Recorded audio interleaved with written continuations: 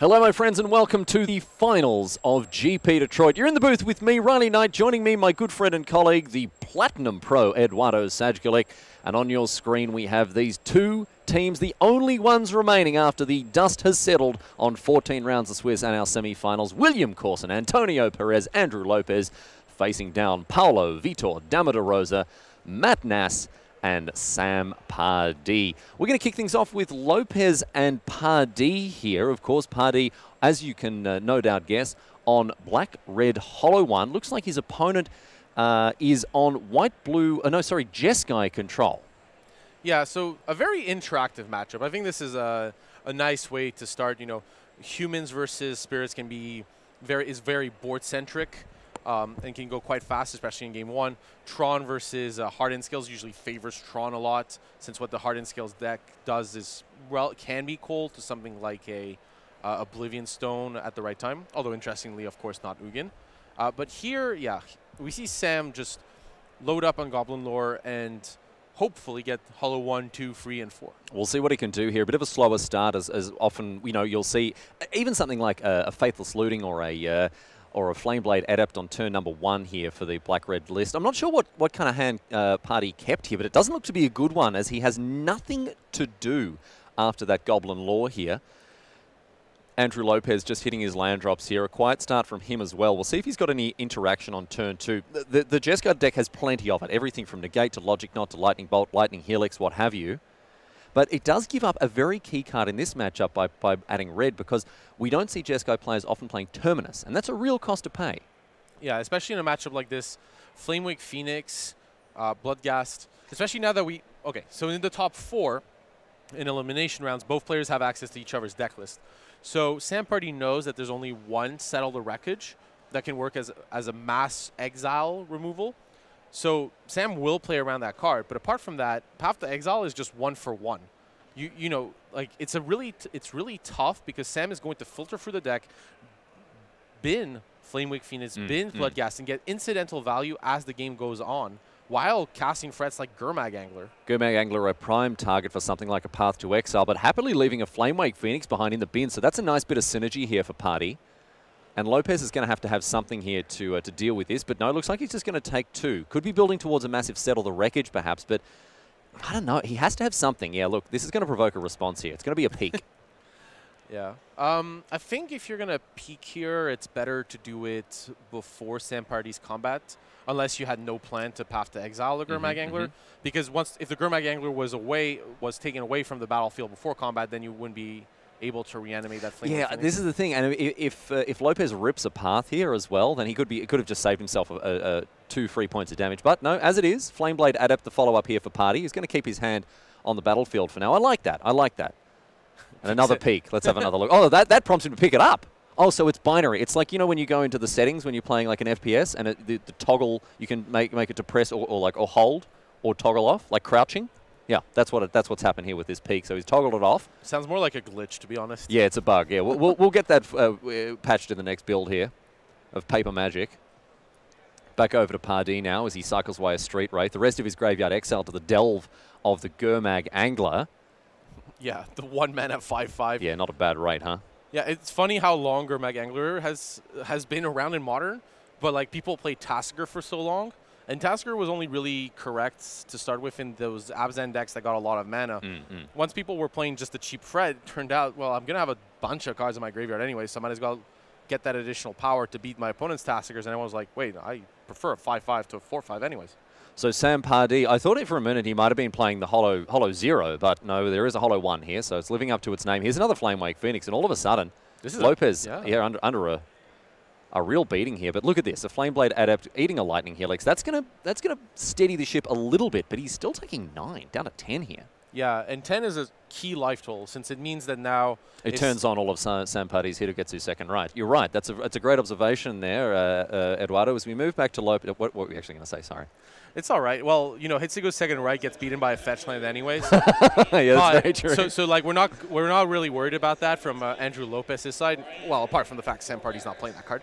But if Sam, say, flashbacks Faithless Looting and discards Bloodghast, any land drop would get those into play right away with haste.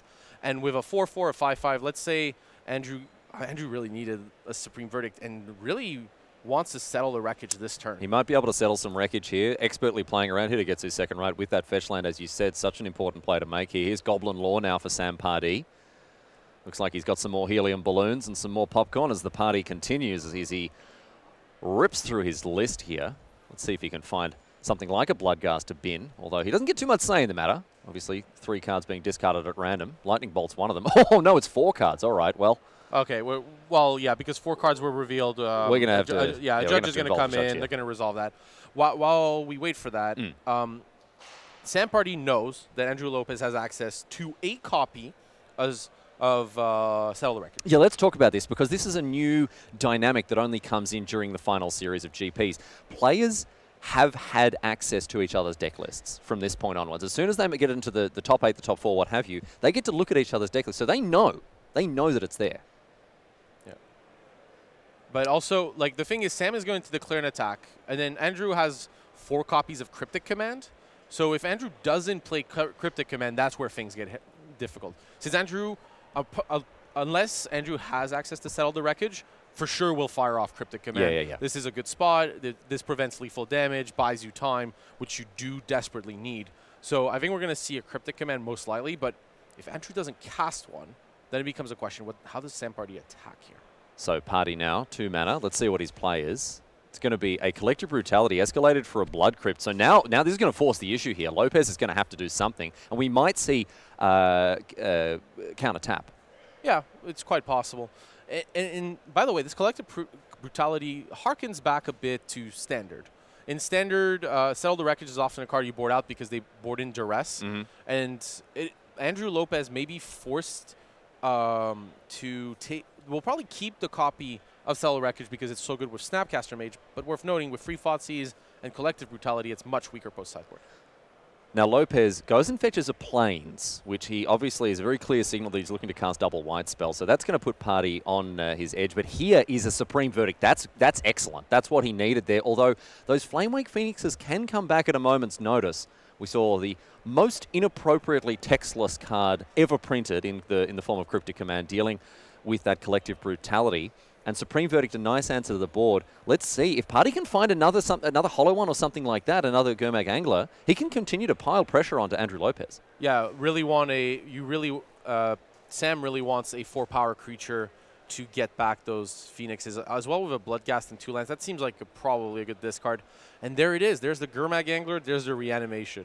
But yeah, by the way, the Cryptic Command, I played that textless card versus an opponent in their first Modern tournament. Oh, yeah. I told them what the card did, and they said, like, I don't believe you. Yeah, you are absolutely pulling my leg. Pull the other one. It's got bells on. Across comes the Phoenix for 2 now. Lopez still under the gun and has a Lightning Bolt in hand. That's a more appropriate textless card, I think.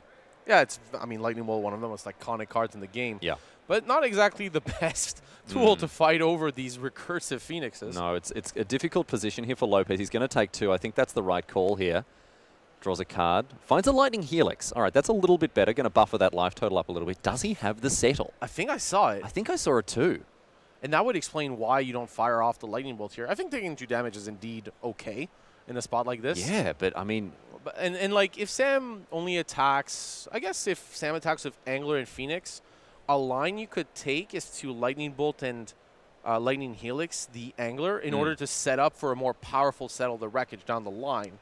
Sure, try to snag both of those Phoenixes. Yeah, and it's a question, how much value do you want? I mean, we want all the value. All the value. I mean, that's a very easy question, Eduardo.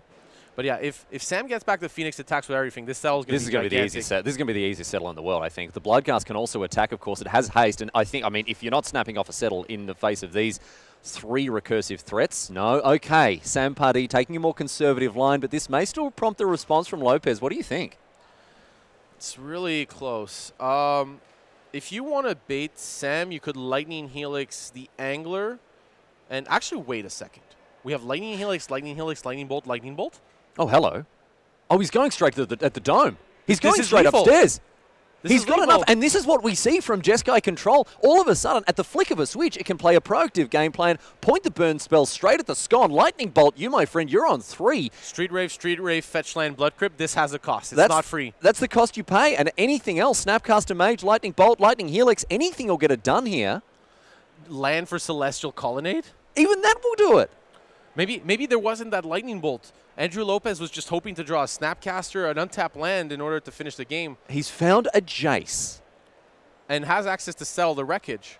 He's got a ship. Oh, my goodness, a flurry of burn spells, but it's not going to get there quite yet. Sam Pardee gets another bite at this particular cherry, and a juicy one it is in the finals of GP Detroit. I love this take by Andrew. Really good recognition of being so close to lethal that this Celestial Colonnade isn't really killable by Sam Pardee in game one. So, yeah, just I love that take. And now Sam is going to be forced to attack with all of these, feels the pressure from a bolt, and is going to run right into Settle the Wreckage. So Flamewake Phoenix now comes back from the bin again. I mean, it has to attack, right? Now, Pardee doesn't have a choice there. And also that Bloodghast can get busy as well. But Lopez, oh my goodness, the full 5. Oh, are we going to see it from Sam Pardee? The choice. Just 4 still. However, this is a massive play here for Andrew Lopez. Oh my goodness. I wish I had put 2 hats on this morning so I could take both of them off to Andrew Lopez. What a master, the way that he navigated those combat steps. We usually see the flurry of burn spells to take an opponent to 0. Instead, he is just getting up. He has opened up a timeshare in Sam Pardee's brain zone, playing this game of psychological warfare. And finally, the straight-up 4-for-1 with Settle the Wreckage. Huge plays from Andrew Lopez. Those creatures were free. It's like a 0-for-1. You're even giving them lands. But yeah, any untapped land here would be game. A Supreme Verdict, though, buys a ton of time. A Supreme Verdict as well. Andrew Lopez starts to turn around that corner. Easy peasy, lemon squeezy, he says. Here's a Bloodghast entering the battlefield, tapped and attacking. But Lopez is just a single burn spell away from wrapping this one up. Or an untapped land. Celestial Colonnade comes across, and Andrew Lopez, a master. And a masterful performance from him. Sam Pardee, I mean, you can't fault the way that Pardee played there, but ultimately just not enough. No, and I really like this recognition by Andrew Lopez. Why am I trying to deal with the board? Any land wins, any Snapcaster wins. I have Settle the Wreckage. I have plenty of time to come back into this game if it fails, and I'm giving myself the best chance to win. I love it. I love it. Picking his moment there as we see an Ulamog, the Ceaseless Hunger, coming off of 4 Tron lands here for Antonio Perez. Going to sacrifice a Sanctum of Ugin as well. But Matt Nass, the 18th of his name here, he's playing Grobots. Hardened Steel Affinity. And two permanents being exiled, of course, to this hungry boy. He'll eat anything. He's like the pigs in Lock, Stock, and 2 Smoking Barrels. Eat anything at all, including Steel Overseas. He'll crunch up those robots, no worries. It's actually a different type of crunch, right? You remove them from existence. Yeah. I can't remember. I don't know if chat can help us find this card. There's a card that specifically says, nothing will be remembered of you. Your existence will be removed. I can't remember the exact flavor text, but there's a Magic card that is so evocative. I mean, that's exactly what happens when I sit down opposite a cheeseburger. I have a very good matchup against cheeseburgers. They are just removed from existence. No one remembers them anymore at all. Yeah, I remember that lunch. Oh, yeah, that was a good one, man. Ulamog the Ceaseless Hunger very much doing an impersonation of me in front of 2 cheeseburgers here. As he knocks them back, one after the other. No worries, these Steel Overseers. Let's see if this world-renowned Lil Dicky impersonator can get it done here in the finals of another GP. Can I point something out here? This is Polavita Damaderosa's 4th GP top 4, fourth Team GP top 4 this season, which is insane. Matt Nass has won. He's made $500 million GP top 8s so far as well, and he's won 2 of them. He's well on his way to a 3rd. The joke, by the way, is that Matt Nass and Sam Pardee will always top 4 Team GPs. Just the next person, we're not quite sure who they are. Yeah. That's it. That's it. Here, it was kind of interesting. Let's see. Okay, without the Sanctum of Ugin, and Antonio Perez didn't have access to 10 mana to recast an Ulamog. Since Matt Nass is pretty far behind here, the only real line that was open to Matt Nass to try to steal this game was getting that Inkmoth Nexus along with an Arcbound Ravager, since I would get to lethal damage, along with evasion, which is very important. Ancient Stirrings now here for Antonio Perez as Matt Nass. It has been suggested the 18 next to his name, he's not the 18th Matt Nass. We don't order them by number. Although that would be a decent system. He's the 18th ranked player in the world, and in no small thanks to the fact that he has had such huge success at the GP level. Yeah, I mean, it's just taking over. Like, yeah, I believe. I mean, there have been people who have been calling, we talk about bans in Modern to balance the format, make sure it's healthy, bring cards on and off the ban list, that sort of stuff. There's calls to ban Matt Nass from Modern. Yeah, that still seems unfair. That may bring balance to the force here, but I tell you what, I don't want to see him anywhere near the modern ban list. This guy's fantastic. Yeah, and deciding not to play his trademark Clarkland Ironworks deck, recognizing that there was probably going to be a lot of hate for that deck and that many players were going to target it. And that's something we saw at the kind of middle stages of day 2, how the players that were coming to the top had a game plan against Clarkland Ironworks. So decided to play the Hardened Scales deck in order to fight on a different axis. So no attacks with the Ulamog here, and Perez also not deploying the second one that he's got in hand. The Ulamog here not attacking, and the other one not being cast. There wasn't access to 10 mana, and we didn't attack here with Ulamog the Ceaseless Hunger, since there was for Matt it would have been block with Arcbound Worker and regenerated Welding Jar, or simply he let the Arcbound Worker die, put the counters on Inkmoth Nexus, and then you're potentially in trouble. So Matt Nass playing the Throne of Geth. That is his by right. This is okay. Let's see. The Inkmoth Nexus, I believe, here can attack 5 in the air. If we sacrifice the Arcbound Worker to Throne of Geth, then Nexus is a 1/1. You add, you get 2 counters from Worker, then you get 1 more from Hardened Scale, so it goes to 4, and then Throne of Geth proliferates to 5. An attack with the Inkmoth Nexus going to put Perez on 1 poison counter just now. By the way, you can Throne of Geth proliferates poison counters for people who forgot about that part. Pretty hot. It's pretty hot. We saw a little bit of table piano from Perez there as he tapped out some Gershwin, obviously counting up what he's up against. I can see his hand full of action, and now the Ceaseless Hunger is going to take a second plate to this lunch buffet here. 20 cards off the top of Matt Nass's library. And has a quick look at them. I mean, we know the deck list, but I mean, you look at them to try to figure out what Matt could draw or not draw. But here, the idea is just free attacks from Ulamog. So we're going to probably cast the second Ulamog, removing Inkmoth Nexus and either Throne of Geth or Hardened Scales. It just depends how Matt Nass blocks here. We could also take care of both creatures, removing Inkmoth Nexus and Arcbound Worker. Very important update from the back tables there. You may have already noticed that Paula Vida Dama de Rosa has beaten William Corson in straight sets and in record time as well. Banned Spirits getting it done here. So that's a good result for the players on the right, already off to the races in a major way. Yeah, we've only had 1 game resolve on the other 2 matches. Yeah, that's right. And PV's is like, man, I want to get to dinner. I'm a busy boy. PV an expert with those aggro tempo decks. Absolutely. I wanted to see more of the Banned Spirits list, but that'll have to wait for another day here as PV takes his opponent to the cleaners. Speaking of which, here's Perez as well, about to take out the trash with another copy of Ulamog, the Ceaseless Hunger. It is just a $5.99 all-you-can-eat buffet here. By the way, both being, well, one's on the stack and one's in play, so first you target what you exile, of course. Because it's a cast trigger, not a when it enters the battlefield trigger. Unusual, but a bit of an incentive for tapping out for a 10-drop, just so it doesn't eat a counterspell and do stone cold nothing. Yeah, I mean, you know, for 10 mana it's pretty fair, but then the question arises, is it fair with 4 lands or by tapping, you know, either Aetherworks Marvel for people who remember that particular Scorch. Oh, yeah. Yeah, that was rough stuff there. Throne of Geth now. Yeah, so you can sacrifice the Inkmoth that's about to get exiled.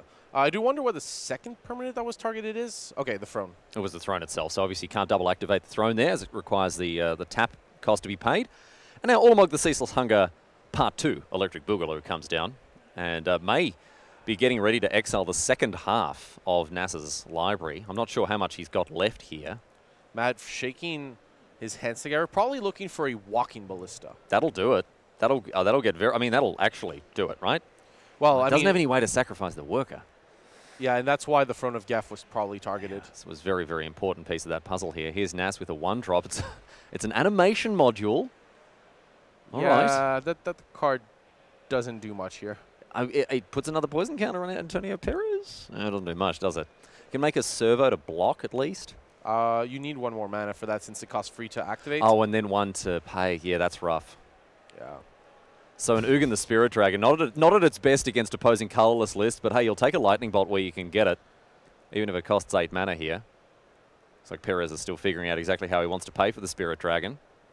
Yeah, so here the plan, probably use Ugin, the Spirit Dragon, put Matt Nass down to 1, and then just sit back with that Ulamog. So the Arcbound Worker is going to stick around as a 5/5 thanks to the activation of the animation module. Matt Nass on 4.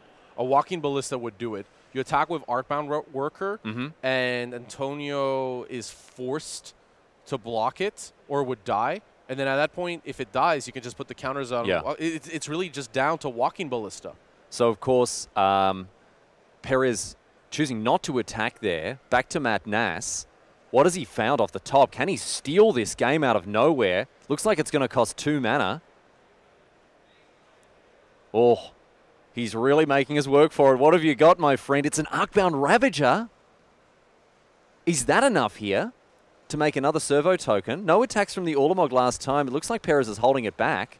If Matt Nass is correctly, I mean, I believe Matt Nass was at 4 last turn. So if Matt Nass goes to 1, I believe if Matt Nass is at 4, then this is totally fine because it puts a wide board and then the Ravager's perfect to kind of distribute. To put the counters wherever he needs them, right? But if Matt Nass is at 1, which would be considering the life totals last turn, then Ugin the No, Spirit no. Dragon. The Spirit Dragon went after the Arcbound Worker. And that's why he put the counters on it. Wait, what? I think that's what happened there. The life totals are correct. He targeted the Arcbound Worker with the Ghostfire ability of Ugin. Oh my! Yeah, I mean the plan was just but a free walking damage ballista. space. A walking ballista, thanks to the ancient stirrings of Antonio Perez. Is that going to be enough here, Eduardo? Yeah, it's more than enough. I mean, you just need to deal 1 damage on top of the Ugin the Spirit Dragon.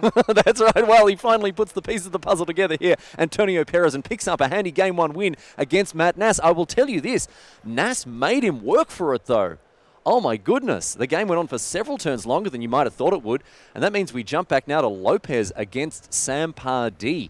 The thing is here, and this is not a knock against William Corson, the fact that Paulo and William have finished off their games means that Paulo is sitting between these two, like a little angel on the shoulder, giving out advice. And again, not a knock on William Corson, but if I was given the choice between getting advice from PV or William, I know who I'd pick. PV's pretty opinionated. That's actually, he's kind of insufferable, isn't he? I don't know if insufferable is correct, Well, I mean, that I'm less about. I know, he's pulling basic lands out of the land station. I mean, come on, no, actually, no. I've made my decision. William Corson. Yeah, I'll have him every day of the week.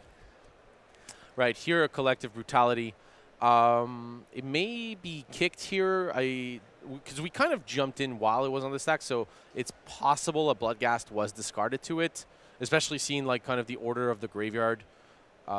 It's possible like Bloodghast was discarded to Collective Brutality. You know, this card usually a cost, but in a deck like this one, not always. Just to be clear, by the way, PV and I are like good mates. I don't find him insufferable at all, except when he's talking about Disney musicals. But I mean, that's not specific to PV. I'd find anyone talking about Disney musicals in that way pretty insufferable. I think you're opening yourself up to more people talking about. I'm just digging down. I'm not getting myself out of this hole. I'm just making a bigger hole. Yeah. Let's check what Lopez is up to now with another peek here, and a Celestial Purge is a nice one as well to.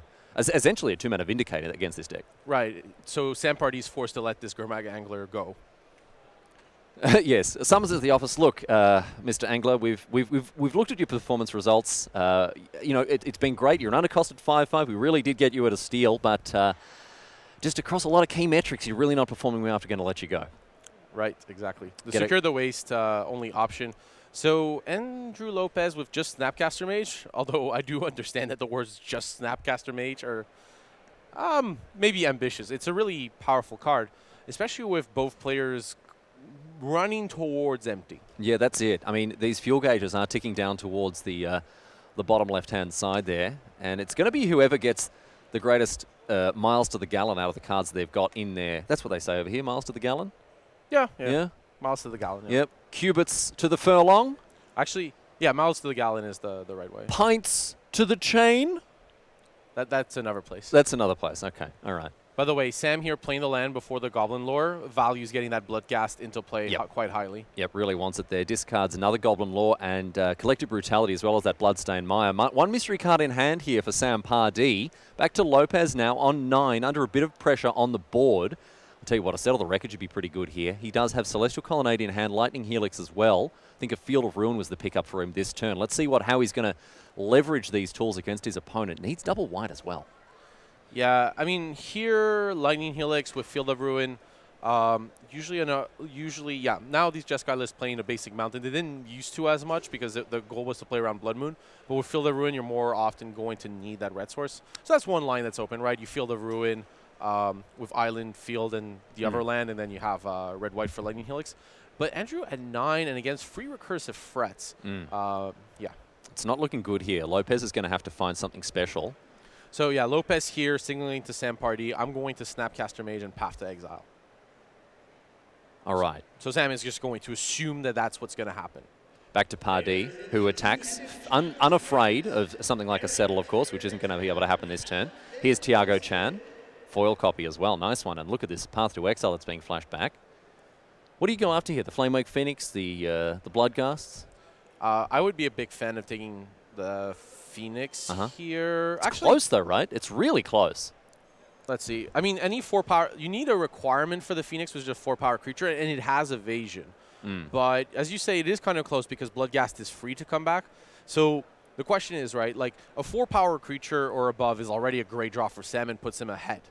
So while Bloodghast converts a bad draw into value. That said, Andrew Lopez has Field of Ruin, and if he wants to unlock red mana, he will have to use it.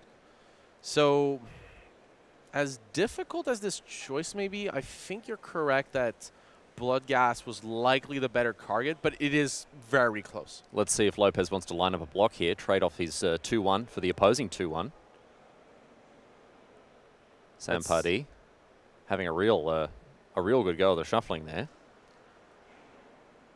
Back to Lopez, who cuts, places the deck back down. All the latest shuffling action coming at you from the highest level of Magic, ladies and gentlemen.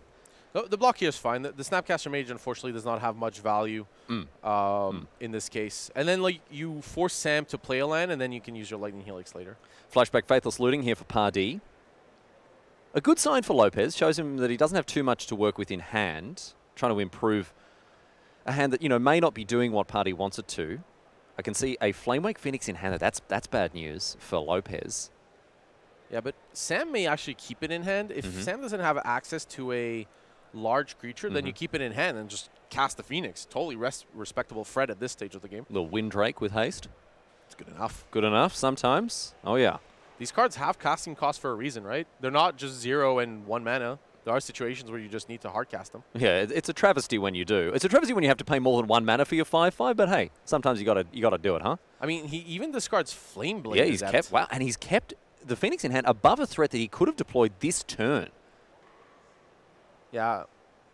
So now, Lopez, who did pick up a Game 1 win, Steam Vents off the top here for him. Looks like that's going to be the card he plays. I can see a Surgical in hand. Yeah, Surgical Extraction, I mean, it's a totally respectable card against these Hollow One decks, but, well, when you're at 7, not really what you're hoping to top deck. No, certainly not, especially as it's going to cost 2 life in almost every situation to cast it. But it is a way to go, for example, Andrew Lopez could go Lightning Helix on Bloodghast, if we did see the Helix correctly, and then Surgical. The problem is, actually, wait. Okay, wait. All right, Eduardo. I think the line here. What do you got, my friend? We Field of Ruin, one of the dual lands. Doesn't matter which one. Which one? The untapped one. Okay. Then there's going to be a landfall trigger for that Bloodghast for Sam to take it back. In response to that, you Lightning Helix the Bloodghast in play, and then you Surgical them. All right. Let's see if Lopez can pull that one together here. He's thinking about a Steam Vents. And you don't even need to like, your other land can come into play tap that way as well. It's a 2-mana. I mean, it's a totally fine play, but with the Plains and Island tapping the Field of Ruin, then you get a red source along with your Colonnade, and you're good to go. Steam Vents coming to play tap by the look of things. Lopez without a huge amount of life to play with here. You don't have to do it right away, but if Sam plays a fetch land, you're in trouble. So, Steam Vents comes into play. Tapped. Field of Ruin on the Blood Crypt. He's gone after. So far, this is a real Galaxy Brain play from him, as he's done exactly what Eduardo has said here. Yeah, and I kind of like doing it on draw step just to... Yeah, there we go. Yep. But I kind of like doing it on draw step just in case Sam had drawn more lands and decreasing the chance. So tiny bit of equity, but I really like doing it on draw step. Yeah, so check this out. A Lightning Helix now. There's a Universe Brain here for Andrew Lopez, and a Surgical as well to get rid of it. He saw the line, Eduardo. You're a master, and so too is Andrew Lopez. Yeah, the fact doing it on draw step also could get a Bloodghast had it been drawn. So the timing there really good. Yeah, this has to have been the correct play. I wish I'd worn a third hat. I really do. I did not wear enough hats when I left the hotel this morning, Eduardo. Yeah, no, I've really been impressed by kind of Andrew's take in this game. Like the Phoenix versus Bloodghast is a super hard call. But yeah, I really have been impressed with the play, the sequencing. I think Andrew Lopez has piloted this Jeskai deck very well. Yeah, he's done exceptionally well, and against again one of the greatest players on the circuit at the moment in Sam Pardee. This guy is no joke. And now, but his hand is also looking pretty good. Let's kind of refocus here and talk about Pardee's next steps. Although Lopez did really get a very favourable exchange out of that whole interaction there, Pardee is holding Faithless Looting, Thoughtseize, as well as Flamewake Phoenix. I don't hate any of these cards in this position. Right. I mean, I don't know if it was so much favorable exchange as just best use of resources and maximizing this. But Okay. but with All right. Faithless Looting here, Sam has the chance to potentially get to that Oh, hollow one. That's what he was looking for here. Yep, that's going to be huge. And then, I mean, you discard the land of the Phoenix, you play Hollow 1, you get to Thoughtseize your opponent's last card. That would put Andrew Lopez on empty at 6, facing Hollow 1 and Phoenix. And a Phoenix. Yeah, this is huge here for Pardee. He's really hitting his straps now. Doesn't play the Thoughtseize, however. Does he know what's in hand? Okay, he knows there's a land. Okay, all right. Sorry. So yeah, Sam doesn't play the Thoughtseize here since there's no point. Field of Ruin now. Lopez with a single card in hand. Is it going to be enough to forestall this lethal attack that Pardee is offering? Celestial Colonnade still in play. Okay, all right. That's going to be key. Thank you for pointing that out to us. Yeah, basically, even if Andrew drew a land this turn, the Celestial Colonnade can either block the Phoenix or trade with the Hollow One, depending on what card he has access to. Another Phoenix in the bin here for Pardee. It's going to come into the battlefield too. Let's see what Lopez is up to now. And in they come, wakes up the Celestial Colonnade, forced into trading off against that Hollow One there. Otherwise, he's taking lethal. Yeah, and the card that Andrew Lopez wants to draw more than anything else in the world, Yeah, unfortunately cannot be cast with the man in play. because he needs a Settle the Wreckage. No, he needs a Baneslayer Angel. Or a Baneslayer Angel. Or a Lyra Dawnbringer. Or Lyra Dawnbringer. That's what I was just about to say. Yeah, Just about to say it. But I that's mean, not enough here, and yeah. Lopez is going to go down in the second game to Sam Pardee, whose recursive threats were ultimately too good, overloading the removal of Andrew Lopez. In game one, he chained Settle the Wreckages into Supreme Verdicts and played very convincingly, and not so in game number 2. So we're going to go to a third game between these two, but here we are with Antonio Perez and Matthew Nass. Nass on the new Affinity 2.0 list here with Hardened Scales, Grobots, as some people are calling it, which I quite like. That's actually a pretty nice name. I like it a lot. But I definitely thought of it myself and didn't read it out of chat. Definitely. 100%. Expedition map to play now for Perez. Matt Nass has got things, got things off to a decent start with the Welding Jar, Throne of Geth, Arcbound Ravager. Ancient Stirrings. Yep. It's all coming up Pardee, or it's all coming up Nass, I should say. But this combination of Inkmoth Nexus and Arcbound Ravager, so powerful. I think Matt can actually Fred in lethal. That said, Antonio Perez should have access to Free Nature's Claim, so it's not a free attack. Welding Jar, so Regeneration is kind of a weird ability, and I'll recap what it does, because if you're kind of newer to Magic, it won't make sense. But one of the less obvious parts of Regeneration, so you may be wondering, what is Regeneration? It saves your creature from being destroyed or lethal damage. But unlike, say, what R&D prefers today with Indestructible, what Regeneration does is it replaces a destruction via lethal damage or a direct destruction effect by tapping the permanent. So Matt Nass is quite close to being able to attack with a lethal Inkmoth Nexus. There's not much that's required. That said, yeah, if Antonio Perez had access to Nature's Claim, Welding Jar would be able to save it, but then it would still be removed from combat. That said, Antonio Perez shields down this turn. Only Urza's Tower and Urza's Mine. So if Matt Nass can go for it, I mean, there's Spatial Contortion, which is a pretty good answer. But apart from that... But a very specific one, too. It's not always... it's not always the best card to have. In this situation, very good, but situation. Right, but you would board it in because your opponent has a bunch of creatures such as Steel Overseer that you need to kill. So Antonio Perez will have definitely boarded in Spatial Contortion. And Welding Jar doesn't save Inkmoth Nexus for that. So if Matt Nass goes all in, and then Inkmoth Nexus gets Spatial Contortioned, then that's a total disaster. But Matt Nass may go for it because Antonio Perez untapping with Tron, that's not a desirable situation either. Yes, it'd be very bad news here. Although we will see what Nass's next move is with the Tin Man All-Star Band. Another Riley Knight original. Definitely didn't poach that from another revered viewer. But an attack now with the Inkmoth Nexus as well as the Arcbound Ravager. Splitting the... Rewind. After that initial very frisky attack, we may see something else happen here with an... Well, look at this. That makes good sense. Playing the Mox Opal if we're going to start sacrificing creatures to Arcbound Ravager. I mean, we could have used Mox Opal to animate Inkmoth Nexus, but better to not compound potential error. But yeah, here, yeah, Antonio Perez just taking the damage right away. Let's see, if Arcbound Ravager had sacrificed Throne of Geth and Welding Jar, that had been +5 infect, so it wouldn't have been lethal. So we were kind of one off anyways. You know, as a general. Oh, right. Just not the royal we. Not the royal we. Yes, that's better. That's better stuff from you. I'm going to hold you accountable, my friend. Because certainly out of the two of us, there's certainly one of us that tends to, you know, make a lot more mistakes while commentating. That's totally fair. That's totally fair. Doesn't matter which one. I'm not here to point fingers, Eduardo. I'll leave that to the audience to decide. By the way, here in this situation, you know, I just find it better if you identify with one of the players. And with Ancient Stirrings, well, there's, I don't know. Ancient Stirrings is so powerful. Just mounting together these combos, like, you can just decide what angle you want to attack on. Yeah. Matt, growing the Arcbound Ravager simply because later down the line it might combine with Walking Ballista, and it threatens a lot of damage with Inkmoth Nexus. Here's Khan liberated, however, for Antonio Perez. Turn 4 Khan this time around. Didn't have it on turn 3, so unlucky. I mean, that's more typical, of course. Turn 3 Karn feels they've always got turn 3 Karn. Yeah. They've always got it. Yeah. Definitely go for Inkmoth Nexus here. Getting Ravager would just lead to you most likely dying. So, yeah. And the Inkmoth Nexus is going to be sacrificed. Woken up first, turned into an artifact, sacrificed to the Arcbound Ravager here. So Khan liberated. Is liberated from his dinner, unfortunately. Big Robot Boy going to have to wait until supper is served now.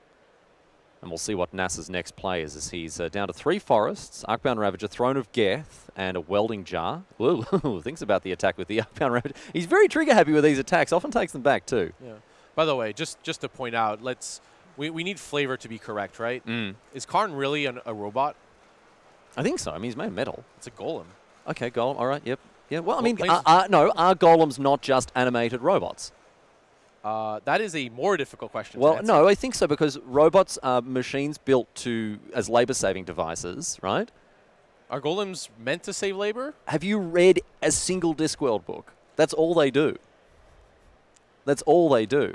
It depends what flavor universe we're in here. Yeah.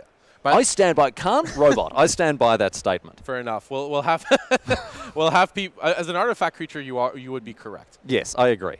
Now, in this situation, the play I alluded to earlier, Nature's Claim on Arcbound Ravager happened with Welding Jar saving the Arcbound Ravager, but Karn Liberated is going to finish it off.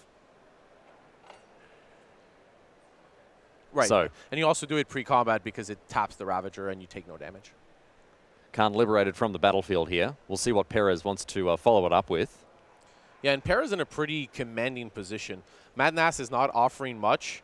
And yeah, even, I mean, a Walking Ballista for 4. Yeah, this is huge here now for Perez, getting a very respectable threat onto the battlefield. And with a 1-0 game score lead against Matt Nass, and looking like he's going to really close it out on the back of these huge threats he's playing, it may come down to a final showdown between Andrew Lopez and Sam Pardee, who are locked at 1-1. We are holding that game, so you're going to get to see it in all its glory if that's the way that the cookie indeed crumbles.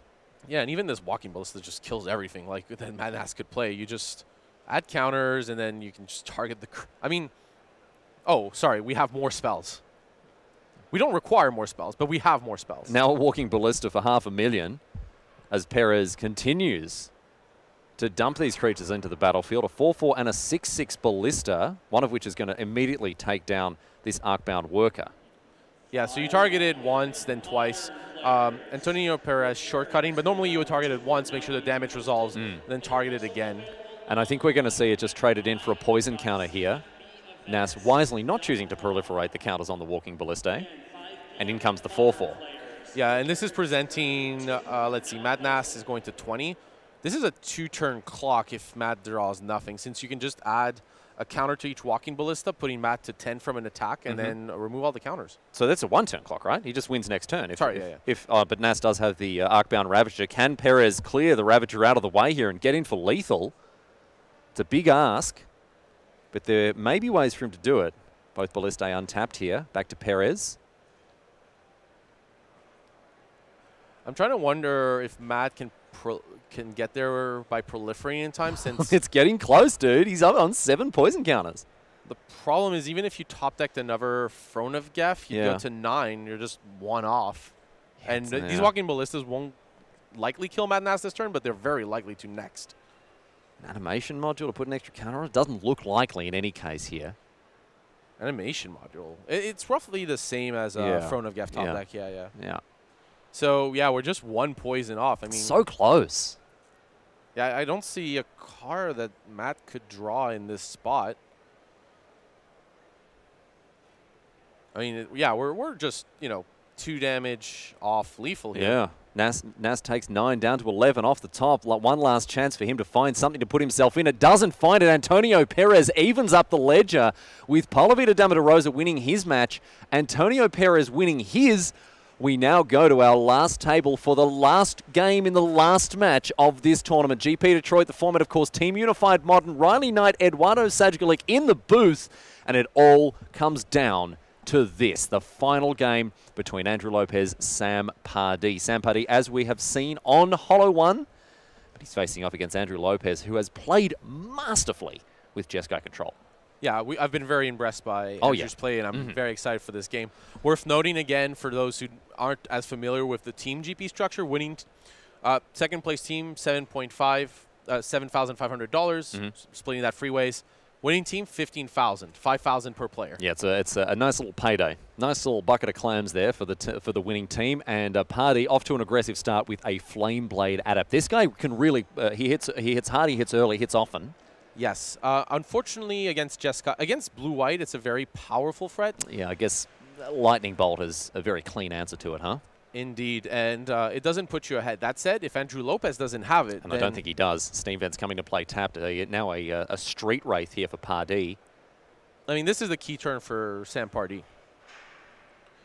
If Sam can really put the pressure this turn, then it'll dictate the pace of the game. You want to really get as much pressure as you can before turn 4, before Cryptic Command comes into play, before Supreme Verdict, settle the wreckage.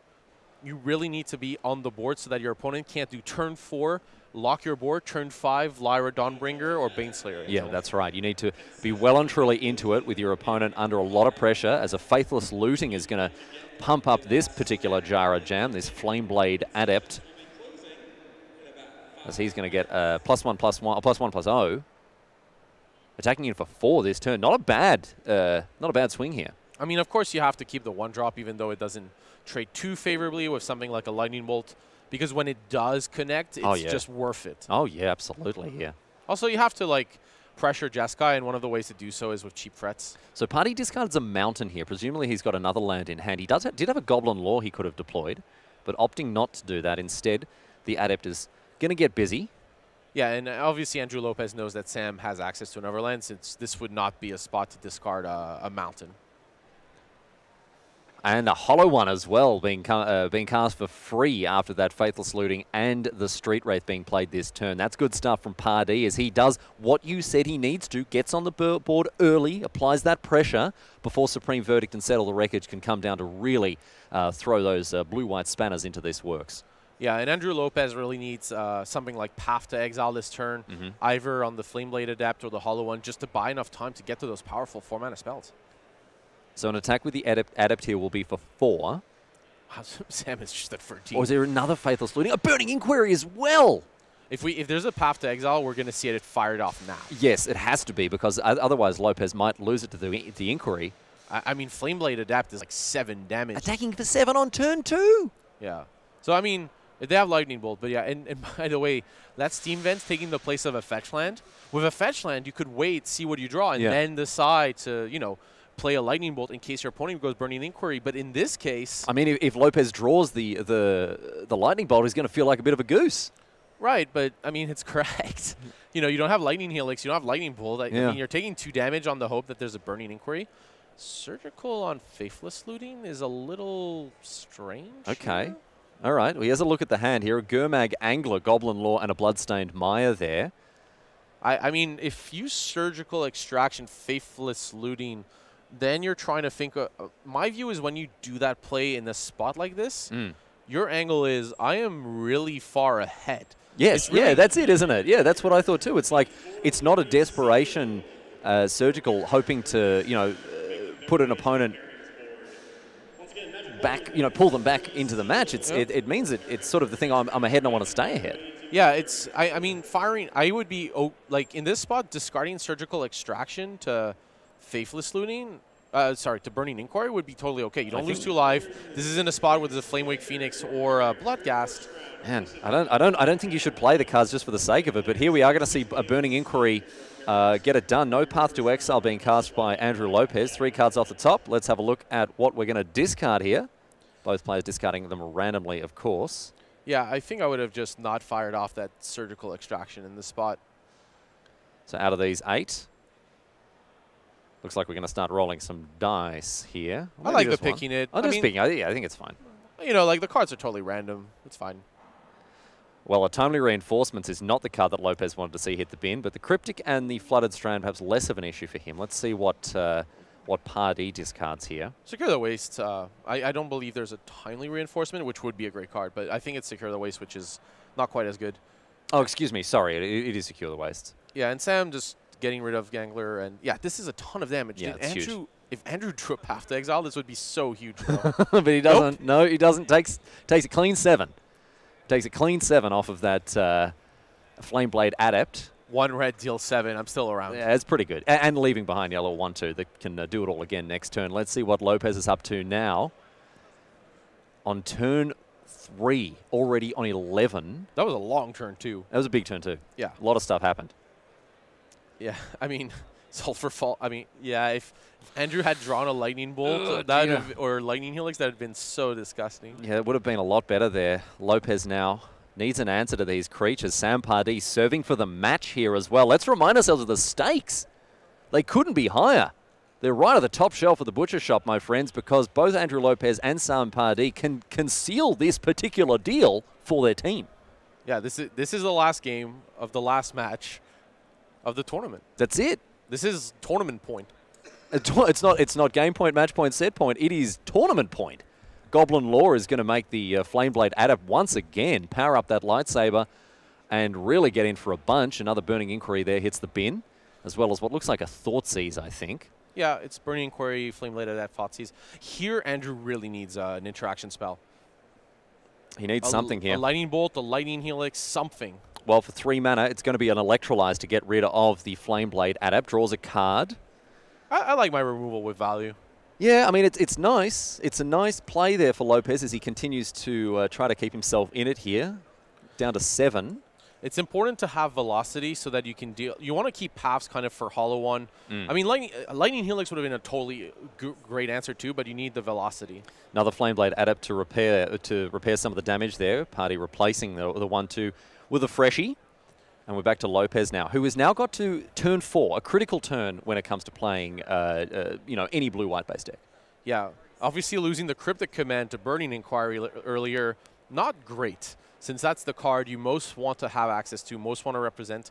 Something like returning the Hollow One to hand and drawing a card, or just buying time with a Fog is like tapping all creatures, drawing, and then getting into your powerful cards.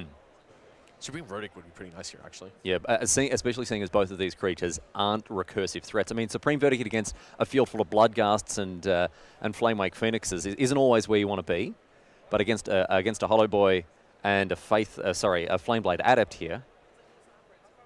Yeah, well, Andrew Lopez does need a second white source, and yeah, the whole team consulting on what to do. But I've been very impressed by Andrew's play, and yeah, okay, so we have access to Lightning Helix in hand. As well as it seemed like there was either I just saw the outline of either a Cryptic or a Supreme Verdict, like some powerful 4-mana spell. The thing is, without double white, Settle and Cryptic, Settle and Supreme Verdict aren't going to be good enough. I think I can see a Lightning Helix at least, so that's And there's something. a Cryptic command. There is a triple Cryptic? blue, so... All right. Okay. All right. All right. So we're not dead in the water yet, says Andrew Lopez. We've still got some fight left in this old horse.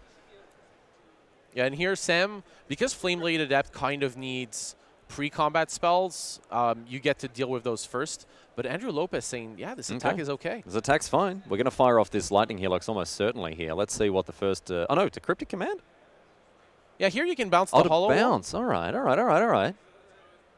Yeah, that makes sense. You only take 1 damage from Flame Blade Adept. I mean, I was sort of locked into Flame Blade Adept dealing 4 or 7. I was thinking, oh, he's still going to take a pasting, but no, just 1. Just the lonely 1 damage. And all of a sudden now, Lopez might actually be in a decent spot to try to turn the corner. He's still got a lot of work to do here. Yeah, and with Sam Party having access to Flamewake Phoenix in hand, decided not to play it to not run into Cryptic plus or settle the wreckage. So it's a question here what Sam's line are. I think I saw Hollow One's Flamewake Phoenix, and not much else. So just the old post-combat Flamewake Phoenix here, of course. Interesting to see that because he didn't have to worry about or settle the wreckage just that turn there. That's true. Without the access to the double white, there's a question whether that Flamewake Phoenix should have been cast first. I think so. I mean, maybe just wanted to wait and see. We don't know exactly what's in hand there. Looks like another Phoenix in hand there for Party. Yeah. For sure you want to cast Phoenix this turn. The question is, should you do it pre-combat or not? So Lopez still with access to that Lightning Helix, so can put himself back up to 9 should he so choose. Here's another land. Is it a white source? That's going to be the question here. You're a little less worried about the card's Lightning Bolt in post-port games since that's likely the card to come out. Celestial Colonnade. It's been a card of the tournament. It's been fantastic. I love this card, but it's coming to play tap right now, so not threatening that settle here for Lopez. It looks like we have access to Peak, Lightning Helix, and some other cards. All right, let's see what he wants to use. There's another Flamewake Phoenix put on the stack. What's Lopez's response here? I don't know that he's got something to deal with it. It's going to enter the battlefield at least. Attack with all 3. You're going to get you for 5, Lopez, old son. But of course, we know the Lightning Helix is standing by, ready to be deployed. That's kind of tragic. Sam Party has access to 2 Hollow Ones in hand. Only just can't cast them. Well, here's a peek. Let's have a look at those Hollow Ones. Hollow 2, in fact. Yeah, Collective Brutality, though, could discount them down the line. But you need access to a lot of cards, unfortunately. So let's have a look now and see what Lopez's next move is. Almost certainly the Lightning Helix, unless he can find something spicy with that peak. The actual most ridiculous play Sam Party could have gone for if he decided Lopez had nothing was to go Collective Brutality, double discard, and try to go for lethal. Oh, yeah, go down to... Well, you can't -2/-2, but at least discard 1. But, yeah, it's correctly does not do so in my view. Yeah, not going to just slam all the spaghetti at the wall and hope it all sticks. 3 mana here. It's going to be Field of Ruin, all right. Is there a Bolt, perhaps, in Lopez's hand now? He top-decked the Path to Exile. Ah, I see. So he can Field of Ruin, go and get a Plains, and then cast that. Yeah, and he knows that Sam has access to 2 Hollow Ones and a Collective Brutality, so Field of Ruin would be fine. But I kind of prefer the Lightning Helix here. I think so. It's just buffering that life total, keeping yourself at a healthy 5 life here. Yeah. You know, keep the path, because you really want to use Path on Flamewake Phoenix. I mean, I guess if you Path to Exile the Flamewake Phoenix and take this damage, you would have gone to... Okay, so you would have taken free, you were at 6, so you go to free, and then you Lightning Helix the Flamewake Adept. So maybe the other order was fine, pathing the Phoenix. Okay. It's not the most mana-efficient play, though. I actually used Field of Ruin up, so... Maybe the path here was slightly better, and these games are won on inches. It's tough to say now, and it's tough to say in a game like this. You know, you've played so long a tournament, marginal plays like that are what games are made of, but it's really hard to get, to think about them all the time and try to get them right. Flamewake Phoenix both comes in. We're going to block with a Celestial Colonnade by the look of things. You have to pay mana for that, my friend. He was just pointing at it. I was just pointing at asking. Okay, sure. It's just the way to just I'll block with this. I kind of like going Celestial Colonnade, blocking Phoenix, and then pathing the other one. Yeah. However, you're going to open yourself up to a Collective Brutality here. Being able to kill that Celestial Colonnade since it would have taken 2 damage. Oh, yeah, actually, that's rough stuff there for Lopez. Is that what he wants to... I love Peak. He's got access to this technology because of Peak. Not something that we see too often, but yeah, sure. Doing its best impersonation of Gitaxian. Even better than Gitaxian Probe. Cast it instant speed. Well... Peak. Banned in Legacy next week. Let's see. Nah, I'm okay with Peak. Path to Exile now on the Flamewake Phoenix. Of course, exactly the kind of card you want to deal with the recursive threat that is the 2/2 that comes back from the graveyard again. Yeah, and Andrew Lopez essentially deciding not to go for the Colonnade, knowing that Collective Brutality would be likely quite powerful. Is that 3 mana here with... Oh, no, sorry, a Field of Ruin activation, all right. Does Andrew Lopez have access to a Snapcaster Mage in hand? Well, if he does, then that means that that Path to Exile can be leveraged once again. Party goes and finds a mountain this time. I saw a blue card. It is Snip Snap, look at that. And a Path as well, so Lopez takes 0. He's stabilizing magnificently here. It's not just stabilizing. I mean, Sam has to... Sam doesn't have black mana because he had that swamp from earlier, so he can't search it on Field of Ruin. Good recognition by Andrew that there's no black mana accessible this turn by Sam Pardee, barring a top deck. And without black mana, then Andrew Lopez can just Celestial Colonnade and Snapcaster potentially. I think he fetched out the swamp with the first Path. In any case, he doesn't have access to black. That's true. Yeah, but good recognition. You know, Yeah. Sam only has 1 swamp, so as a result, you know that there's no black mana to cast Collective Brutality, borrowing Sam having drawn 1, and then you force Sam to play a really land that he would prefer to discard. There's not many lands that come into play untapped this late that produce black mana in Sam Pardee's deck. So, Pardee, post-combat here, is going to play a hollow one? He's not playing it. Oh, he's cycling it. I think this might be, yeah, in combat once the mana's floated. Okay. Oh, because of the Field of Ruin. Yeah, he's cycling away. I forgot that the hollow one has cycling. And what's he found with the cycle here? He's got another hollow one in hand, of course. It's a Burning Inquiry, and I'm pretty sure we... So you want to... I think Sam has to fire it off. Yeah, and just hope to hold on to one of the at least a hollow one there. Yeah, and you can pretty much figure out that Andrew most likely has access to at least one powerful spell in hand. I mean, land is possible, but I think you have to fire off this Burning Inquiry and hope for the best. So, Burning Inquiry for both players now. Draw 3, discard 3 at random. Let's see how fortune favors these two. It's not often that we see random effects like this at the top tables of Magic, but here we are. This is the world we live in now. So, 3 cards hitting the bin here for Lopez.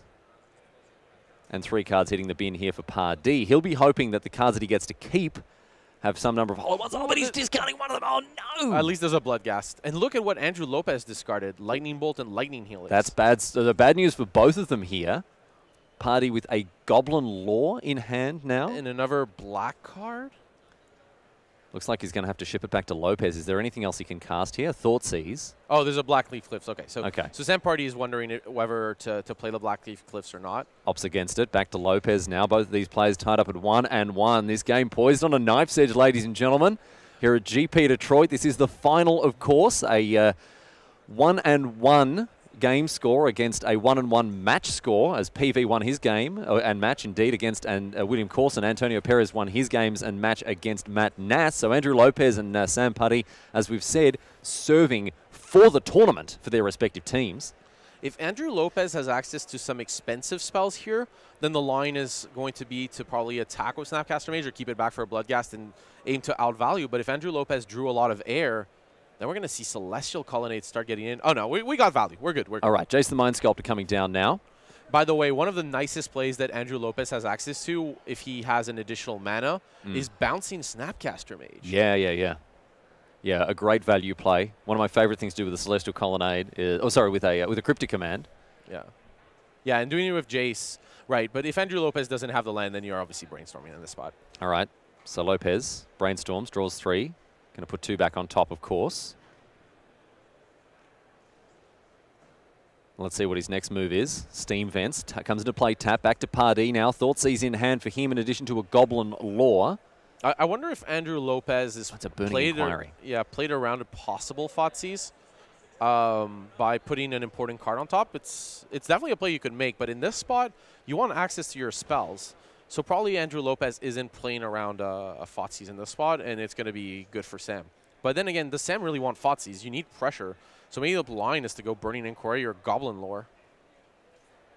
Yeah, and there's the Burning Inquiry. Sam okay with the card disadvantage, rather play the cheaper card and try to get ahead that way. So again, Pardee going to have to roll those bones and see if he can avoid a bad result here. Both players, of course, drawing 3, discarding 3. And Goblin Law and 2 lands hit the bin. That's good news for Party here. One of the 3 cards he's kept, but also Search for Azcanta and 2 lands for Lopez. So this one favouring him a little bit better here. Cycle away the Street Wraith. Party, freshie off the top. Did you see what that was, Eduardo? I saw, is that a Flamewake? Yeah, Flamewake Phoenix. And a Thoughtseize. So here, Andrew Lopez is at 5, and you're just hoping does not have access to cheap removal. I think the line, well, we have, Sam Party also has Arid Misa. So there's a good question that about playing the Arid Misa, getting, I think Sam has access to a Furred Mountain. Yeah, you also get Bloodghast back, so this is definitely the right line. The question is, do you Thoughtseize or not by getting a dual land? 2 hasty creatures here coming in. The Bloodghast has haste, of course, because Lopez under 10 life. And is he going to go down to 1 here? He can line up the block with the Snapcaster Mage, of course, but Sam Pardee putting as much pressure as he can. He knows that he's not favoured the longer this game goes. Yeah, not in a spot like this, not with Jace the Mind Sculptor. Snapcaster Mage here blocking Bloodghast would turn Snapcaster Mage into gaining 2 life, since Bloodghast would just be able to come back from this fetch land. And Andrew's wondering, do I just go to 1 here, knowing that it's very unlikely that Sam Pardee kept in Lightning Bolt? It wasn't like a card I saw really in game 2. So from there, being at 1 is probably safe if I can deal with the board. But then Flamewake Phoenix, then I have to block every creature that comes from there. So I kind of, it depends on the interaction. I mean, but tapping 2 mana indicates that, does Andrew Lopez have, it's, well, I mean, a Lightning Helix would be very unlikely, but a Celestial Purge has a decent chance of being in hand here. Yeah, Celestial Purge on Phoenix, trade, you Snapcaster for 2 life, totally fine. You don't balance it with Jace the Mind Sculptor, but you get to Brainstorm, which is more than acceptable. So Party now thinking about this Thoughtseize, but ultimately opts against it. Back to Lopez now. Got a Jace online, a Celestial Colonnade, should he so choose. Going to kick things off with a Brainstorm. No better start to your morning than a Brainstorm with a Jace on board. Yeah, and here, Sam is not fetching. Sam cannot take this much damage. If he went like fetch... Oh, Baneslayer Angel's going to change things completely here. Yeah, that's... Jace and Baneslayer, kind of natural enemies of one another if facing each other, but together. Now, the perfect partnership here between these 2 titans of previous standard formats, and they're going to do good work here. And Pardee, wow, he has got his work cut out for him here. Cycling away a Hollow One, that's an act of a desperate man. But Baneslayer Angel going to completely turn this game around, could win Andrew Lopez the GP, and it's going to do it. Baneslayer Angel back in business. Jace the Mind Sculptor, best supporting actor, and congratulations to the trio of Corson, Perez, and Lopez, the champions of GP Detroit. Really well played games by Andrew Lopez here with Jeskai. Really tight spots, really good. Maybe micro decisions I might have commented I'm not 100% sure on, but overall game plan and understood really what needed to happen and managed to take over that match. Incredible. I mean, I'm going to go back and watch this, watch this final to see exactly the way that he navigated some very, very tricky and choppy waters with a deck that is resource heavy. It has a lot of interaction. It has a lot of different resources that can get its way through, very dire straits. And I think his resource management was exceptional. It was a masterful demonstration of what the Jeskai deck is capable of, even when under intense and relentless pressure. Yeah, I really liked, that sequencing going like, what's my mana situation this turn? What am I trying to develop? How am I taking damage here or do I not? Just to try to prevent it and accept that I have to trade a card here. Good recognition of what was needed. Yes, I think the thing that really stood out to me about the way that Jeskai deck was played was priority management. Like the way that priorities were sort of drawn up and how the resources were distributed to deal and tick those boxes, I guess. Especially, I think if you were going to rewatch that match, like game 2 and 3 kind of came to their conclusions. But game 1, game 1, game 1, if you haven't, that's right. If you're drawing like late, and it's kind of the end of the tournament, so you're going to move on to standard and draft at Japanese nationals. But if you're going to rewatch a game from that match, game 1 was great. I thought Andrew Lopez a lot of players in that spot would try to control the board. Andrew went, no, I'm going to kill my opponent, and if I don't, which happened, I know that the cards I will draw will allow me to you know, because I can draw a land and win, but I can also draw spells in order to buy time, and it's excellent recognition of that situation. Yeah, really, really well navigated there, and I think we're going to hear from the team themselves. Eduardo, we're going to jump you out of the booth here and get the winning team in here. Eduardo, thanks so much for hanging out with me this weekend. It's been fantastic, as always, to hang out with you there. I can stay. You can stay. Fantastic. Come on, stop trying to kick me out Well, here. you know, I'm just a bit sicky, to be honest. I just want to kind of get rid of you. Boys, down in the feature match area, congratulations. What a win for you guys there. We saw a really incredibly tight matchup there at the end with Jeskai Control.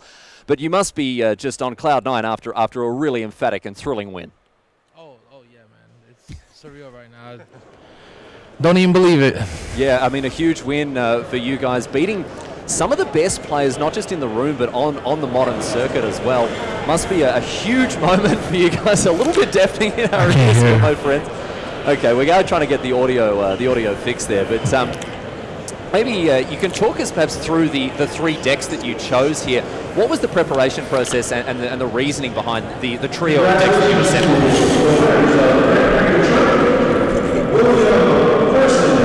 Looks like we are having some audio. It's static all the way. There you go. Well, congratulations. That's just about that. That, my friends, just hold it and talk to the mic. is just about the best winners interview I've ever been a part of. Congratulations to our winners of GP Detroit there, my friends. And we are going to wrap things up here from Michigan. I'd like to thank you so very much for choosing to hang out with us this weekend. What a joy it's been to have your company as we've explored Team Unified Mod. A rare treat, not something we get across so far. Before we do that, of course, heartfelt thanks on behalf of team coverage to all the people who have come together to contribute to the success of this event. The tournament staff, the judges, everyone involved in the operation. And of course, personally, I'd like to extend a personal thanks to the rest of my my exalted coverage colleagues, Eduardo Sajgalek, of course, the rest of the team that stand behind us here. It is really, truly a privilege to bring live commentary and live coverage of these events to an adoring audience around the world, so thank you very much. But the biggest thanks, of course, go out to you. That's right, you at home, sitting at home, wherever you are around the world. Thank you for choosing to spend your weekend with us here in Detroit. But the good news is the party don't stop. We're back over to Seattle now for Japan Nationals. Marshall Sutcliffe going to be hosting a rotating all-star cast of R&D members, so stick with us because that's coming up right after this. Ladies and gentlemen, thanks for sticking with us this weekend. Of course, remember, we're all winners for having taken part, but as we saw, our 3 winners this week have won just a little bit more than everyone else. This is Riley Knight on behalf of team coverage saying good night from Detroit. Stick around for Japan Nationals coming up after this.